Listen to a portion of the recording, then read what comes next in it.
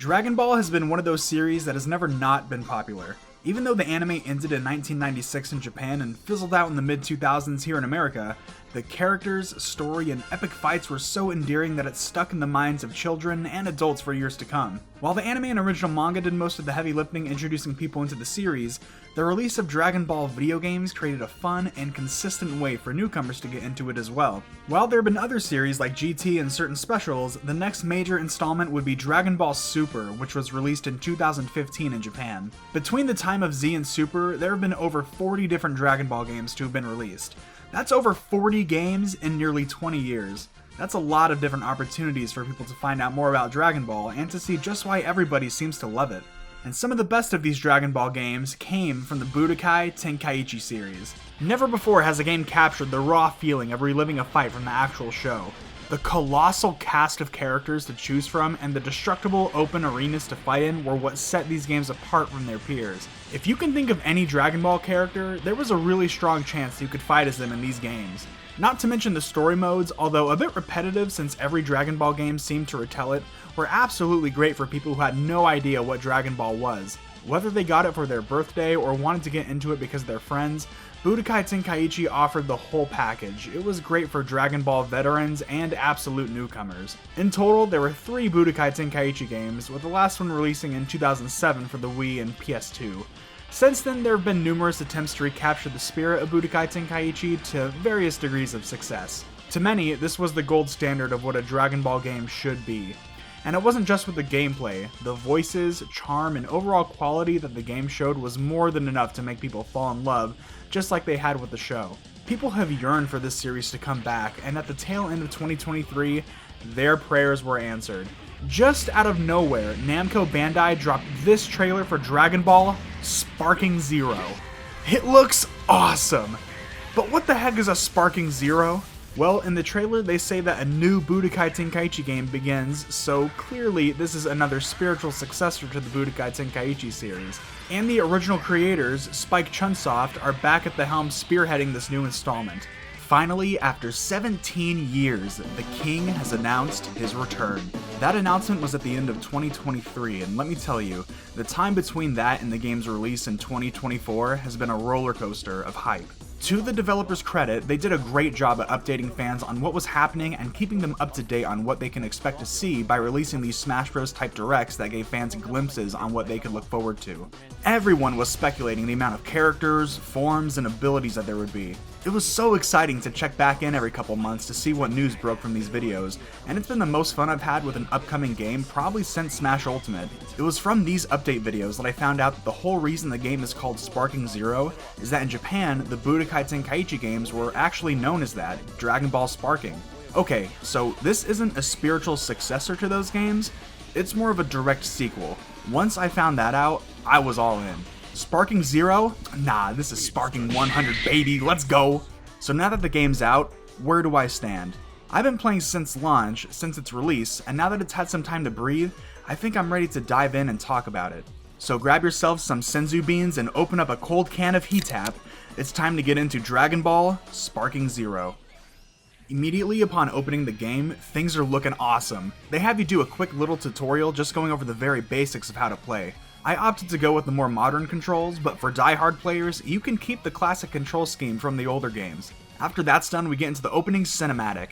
Every Dragon Ball game has a sick opening, and Sparking Zero falls in line as one of the GOATs. It really takes me back to the good old days of playing Tenkaichi 3 or Raging Blast, just to hear them sing about Vegeta eating cookies.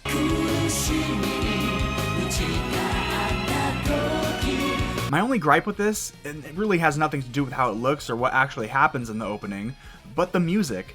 They just reused the second opening to the Dragon Ball Super anime, which I enjoy, but it would have been better to create something new since this is a new outing into the Budokai Tenkaichi series. Despite that, it seems that almost every corner of Dragon Ball is captured.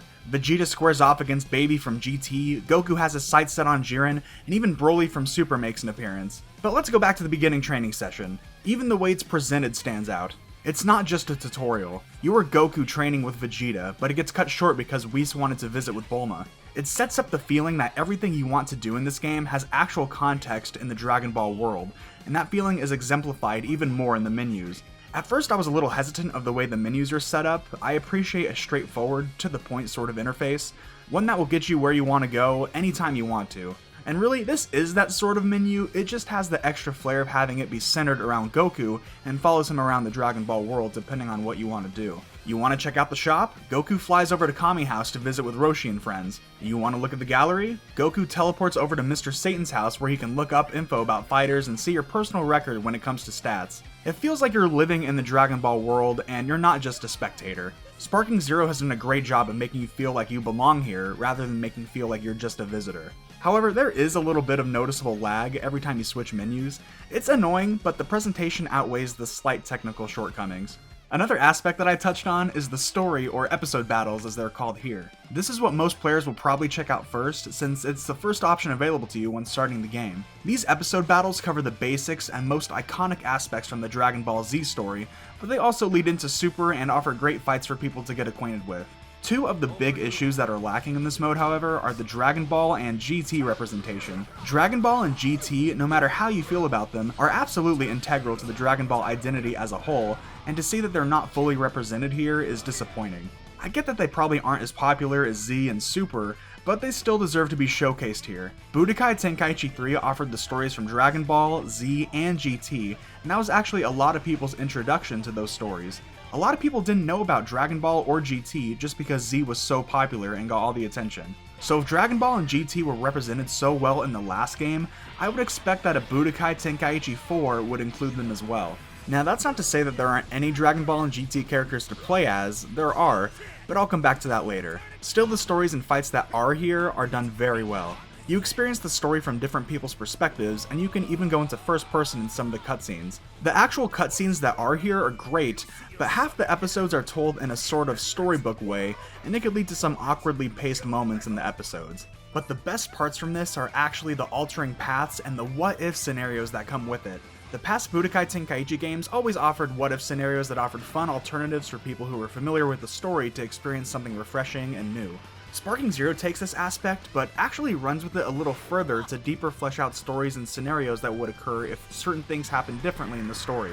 Like, what if Goku and the Z Warriors were able to kill Raditz? How would that story play out when Vegeta and Nappa show up? Or what if future Trunks stayed in the present and had to fight in the Tournament of Power? These what-ifs don't feel very fan-servicey and outlandish, even though they kind of are, but instead they feel like they've had some considerable thought put into them, and I found some of the what-if scenarios actually being better and more interesting than what actually happened. Some of the conditions that you have to do to actually branch off into the what-ifs can be really challenging, especially for a new player. It took me a lot of tries to pull off some of these wins, and if I lost, I'd want to try again because the what-ifs can be so interesting. It offers great replay value. Oh my gosh. Guys, is this feeling like a game? Is this a game? Am I having fun? Well, any game would be bad without good gameplay, so where does Sparking Zero stand? Well, I will say that I've played many a Dragon Ball game in my day, and this has been the best feeling I've played literally since the third one. Okay, maybe since Raging Blast 2. Playing this game makes you feel like you're playing a scene from the anime. Visually, it looks so good. You can tell that tons of effort went into the super attacks, and they all feel like they have some weight and real power behind them. Even the movement is crazy. You can fly around the entire map, super dash, teleport, and do dodges. Like I said, just like in the anime. Also, when you're fighting, the background and how you're moving in the world feels more fluid and dynamic. You aren't just in a sort of 3D static grid like how you were in the past games. At least it doesn't feel like it. The fighting itself is also extremely well done. Budokai Tenkaichi has always had very basic, yet fun gameplay where any person can pick it up and have a good time. In a lot of ways, it reminds me of Smash, yeah, I'm sorry to keep bringing that up, where the controls are simple, but they can turn into something more complex the longer you play and familiarize yourself with the game. It's also very easy to charge and shoot off special attacks, something that every player will want to do as soon as possible. To keep it simple, it's easy to learn, but hard to master. But this is one of the games where I actually decided to mess with the controls a little bit. The game had it to where the enemy was always auto-blocking in CPU battles for some reason, which was just unfun. So definitely make sure to turn that off. If you're not really feeling it, I would just mess with the controls and settings and see what works best for you. But alright, it's time to talk about one of the most defining parts of the game, the thing that everybody just loves talking about with this series, and that's the character roster. Budokai Tenkaichi is famous for just how many playable characters there are. BT2 had over 130 and BT3 had over 160 characters. The usual suspects are here. You got your Gokus, you got your Virginias, you got your Gohans. But then you have some obscure and deep cut characters. Characters like Babidi, King Cold, and even freaking Frieza Soldier. Do you remember Frieza Soldier? Yeah, I do. All of whom you wouldn't really expect to play as is in one of these games. The grand roster and inclusion of more lesser known characters has made a triumphant return in Sparking Zero. And now that the game has Super to pull from, even more characters can make it into the cast. Sparking Zero has over 180 characters. Whew, that's a lot. The new characters that they included mostly came from Super, but they use the same philosophy from the old games when choosing which characters to include. The characters that you would expect to see from Super are here. Hit, Kale, Caulifla, Jiren, Beerus, and Whis are all fully playable. But then there are characters that you might not have expected to see, like Annalisa, Bergamo, and Rosie, who fights with the fists of Yachina! God, I love fisting Yachina. Oh, you got a problem with that? Unfist your China. The character selection is great. With all that being said, there are some glaring omissions from this final roster. Sparking Zero does a great job at representing Z and Super, but just like with the story episode battles, Dragon Ball and GT are largely forgotten. There's some GT characters to play as like Baby, Super Saiyan 4, Oob, and Pan, but there should be more. Dragon Ball gets the short end of the power pole, however, with there only being 8. I think that you could argue that there are even less, since Kid Goku or Goku Teen is the only one that feels like he's truly from Dragon Ball. Well, I guess also Yajirobe too. What I mean by that is that while yes, characters like Krillin, Tien, and Master Roshi are from early Dragon Ball, their movesets and appearance is representative of their presence in the series as a whole, not just from Dragon Ball. It's because of this that it feels like there are so few uniquely Dragon Ball characters. The past games had bangers like Nam, Tao Pai Pai, General Blue, freaking Devilman? These feel like classic Dragon Ball characters. It is criminal that Mercenary Tao isn't in the game. Even GT, though it has more representation than Dragon Ball, could have used some more characters. General Ruldo, Nova Shenron, and Legit come to mind, but they could have included even more. People have been up in arms about Super 17 not coming back, but honestly, I think he could just get f***ed. I fucking hate him. Fucking weird 17 looking ass. Get out of here. There are even some strange cuts from Z too. Fasha, Supreme Kai, and even Pikkon. He's like a fan favorite character. I can't believe that they left him out. And Super, well, they actually captured a lot of characters from Super, but there are some weird omissions like Jocko and Champa. But for real though, no Mr. Popo. I actually made a joke a couple years ago about how Budokai Tenkaichi 4 should let you fight as Beerus and Bacterian, so they got it half right. Come on, Chunsoft, make it happen! But all of these character cuts make sense once you realize that DLC exists. You mention DLC in Dragon Ball, it doesn't matter what game it is, and people will buy it. I think it's with that mindset that the developers went into this game knowing. Look, the last game of the series came out 17 years ago. A lot has changed in the gaming scene since then. Most games that you could buy were pretty much the whole package. DLC was a thing, sure, but it was in its infancy. To have a mainstream game come out in 2024 and not have DLC would be, well, just unrealistic. At the very least, it's uncommon, so it makes sense. But damn, it feels like they're holding off on characters just so that they can include them in DLC. Like, don't tell me Pikkon won't be DLC. Everyone knows he will be. But you know, that's why people will buy it. Just for example, I personally know a couple people who bought this game who aren't like diehard Dragon Ball fans, mind you, but every single one of them, besides one, bought the Ultimate Edition, which is over $100. It comes with the Season Pass, which apparently has over 20 additional characters and some additional unlocks and costumes.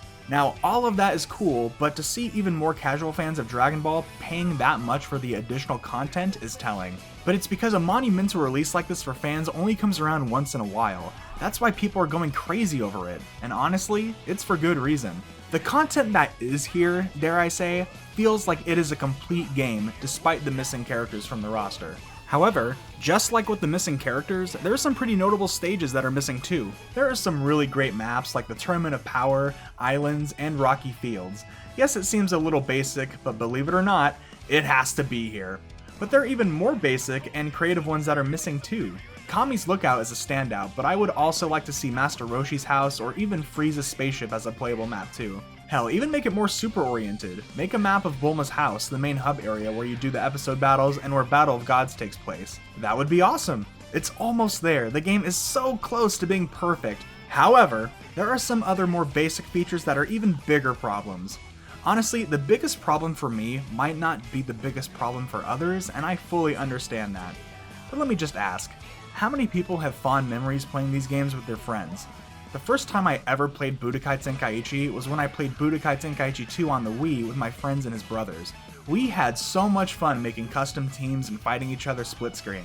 Without this introduction and the fun I had playing with my friends, I honestly probably wouldn't be here making this video now. So it is such a letdown that the joy that I had playing it back in the day can't truly be captured here in Sparking Zero.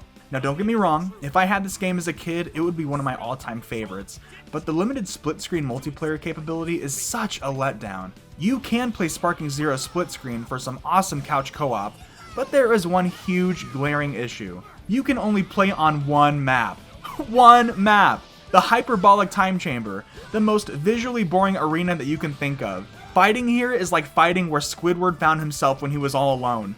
They revealed in one of those direct style videos that the limit on the multiplayer maps was because our focus for this game was seeing how far we could get players to really become Dragon Ball series characters. We wanted to show effects like the wind blasting around and the weather changing just by charging your ki, and the rocks and buildings being dynamically destroyed by the force of battle, and take advantage of the power of the latest generation of consoles. With that in mind, it was difficult to implement local split-screen multiplayer while retaining those core elements.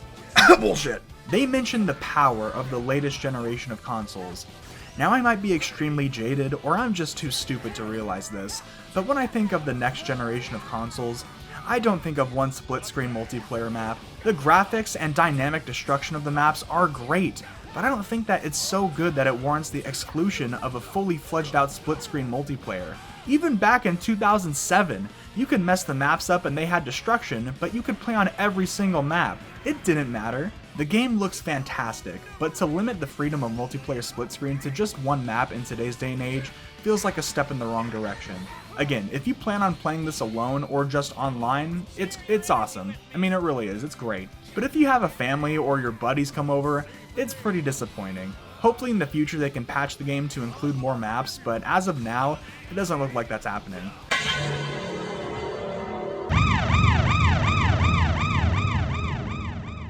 Alright, so literally as I was editing this portion of the video, Sparking Zero got a free update that fixed a lot of what people thought was missing from the game. These range from basic gameplay mechanics to quality of life improvements. But Spike Chunsoft is like Shenron because they granted my wish.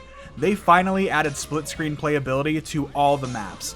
It took them long enough, but no, I gotta give credit where credit is due. So that's already telling how the future of this game is going to be.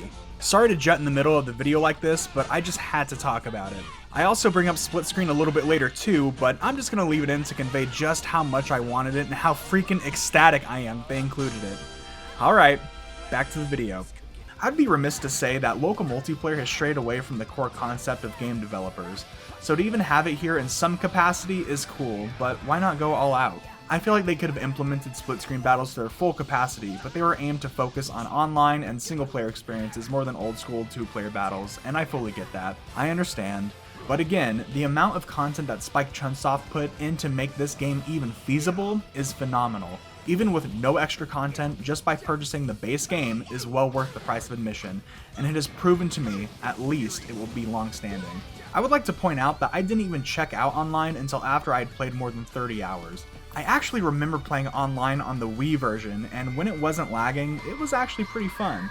But here's the thing, Budokai Tenkaichi has and will probably always be a Dragon Ball fighting simulator with some characters that are absolutely weak, and other characters that completely break the game. This sentiment is even reinforced in the DP battles, which is the main mode that people play for ranked matches. Each character is assigned a set value of points, and you have to create a team that doesn't exceed 15 points in total. You have characters like Super Saiyan 4 Gogeta, who is worth like 8 points, and then Videl, who's worth 2.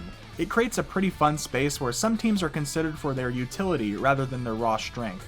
But with that being said, these characters are not balanced and are not created equal, and that is totally okay for a game like this. I think it's awesome how there is an online community for this game, but I personally just don't see it in that same light. If I wanted balance and competitive gameplay, I'd play Dragon Ball FighterZ, though the balance portion of that is a little questionable. I'm fine with just playing against the NPCs, but I'm fully supportive and interested to see the online meta and tier list that people make. I did want to mention that my first time finding a match took like over 5 minutes, which is way too long, but since then I've been finding matches more consistently and faster, so thankfully it seems that that aspect has been improved. I would be doing the game a huge disservice if I didn't mention the amount of care and attention to detail that Spike Chunsoft included for hardcore fans of the series. Every menu, every page that this game has to offer has some sort of extra flair that ties back into the notion that you aren't really playing this game, you're living and fighting in the world. The immersion here is incredible, and that is due in large part to the voice acting. Now it seems like every Dragon Ball game has amazing voice acting, and Sparking Zero is definitely no exception. There are compilation videos of just characters talking to each other before fighting that have collectively garnered millions of views. It's just fun to see the characters making callbacks to certain events or bringing up the many movies that they were in. This goes even further when you look at the girl talk section in the gallery. Here you have Bulma, Chi-Chi, and Videl basically just shit-talking and gossip about every single character. It serves as a successor to where Chi-Chi would give her commentary about characters in BT3, where I would like to remind everybody that she calls her son a nerd. This is the awful soup Bulma made for my son to make him look like a dork. You're okay. This one, real fucking ugly. That was one of the most fun little details about that game, and to see it return and even expanded upon here is awesome. But even super minor details are brought up, like Krillin asking if anyone has seen Launch. That reminds me, anyone seen Launch around lately? Akira Toriyama may have forgotten about her, but the fans and even the developers haven't. It's the tiny stuff like this that just makes me fall in love with this game. But it's time to answer the question: has Dragon Ball Sparking Zero, Budokai Tenkaichi 4, been worth the wait? Its quality is multifaceted. The combat, characters, and everything that falls in between has been tailored and implemented with so much thought and care. I know I've said it before, but playing this game feels like you're playing in the anime. That statement was true of the last Budokai Tenkaichi game, so it lives up to its predecessor's reputation. But damn, is it nice to have a game like this in today's day and age. It honestly feels like it's been too long since we've had a game like this. And I know that Dragon Ball has had a plethora of games to come out since then, but Sparking Zero just feels right. And of course it isn't perfect. That title goes to Cell, obviously. Check out my perfect form. It's perfect. There were some instances of glitches, like this time when I was playing an online match with Janemba and the camera just zoomed way up over the battlefield and I couldn't play. But honestly, glitches like this were far and few between, and for the most part, Sparking Zero is a fairly polished game. These glitches will most likely be fished out by patches in the future, and honestly, I think that the future that this game has will fix a lot of the shortcomings that's in the base game. It seems like Sparking Zero will be getting new characters and new maps thanks to the DLC, with new patches to be rolled out alongside them. If the future life that this game has just expands on what is already here and adds the missing content, it will be at its final form. But please, please, please update the split screen multiplayer to have new maps. That is just pitiful. I can only whoop my daughter's ass on the hyperbolic time chamber so many times. We need some variety. That isn't to say that the base game is already at Super Saiyan level though, if you catch my drift. The base game with nothing else, with no add-ons, feels like a finished product that can be fully enjoyed without any extra content. I mean, I haven't even mentioned the character customization and items that you can use to mess around with. This game just has so much that it's hard to cover everything when talking about the best aspects, because really, there is so much of it. Dragon Ball Sparking Zero was not only an anticipated game, after playing it, it proved itself as an extremely fulfilling one as well. After 17 years, this game serves as a satisfying return to form for returning players, and at the same time, it serves as a fantastic way for new players to get introduced into the series, just like I was all those years ago. Dragon Ball Sparking Zero? Nah, more like Dragon Ball Sparking 100. Or like 90 out of 100, you know, that's still pretty good too.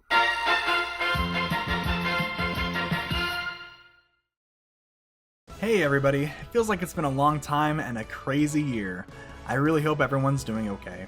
Just like Goku, we all have to keep going and pushing to be better. Oh boy, is it a great time to be a Dragon Ball fan. Did anyone else pick up this game? What do you think about it? Please share your thoughts and your stories in the comments down below. I would love to read them.